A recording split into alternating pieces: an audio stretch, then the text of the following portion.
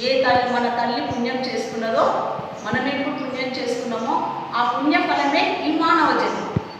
అందుకనే మానవ జన్మ శ్రేష్టమైంది అంటారు మహాత్ములు.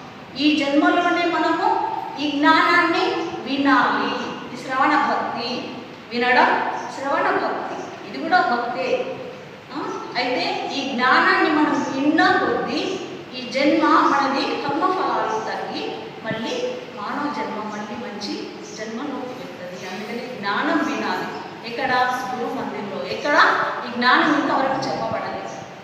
బాబా గారు 40-50 సంవత్సరాల నుండి ఈ ఆత్మబోధ గురించి ఎవరు చెప్పలేదు.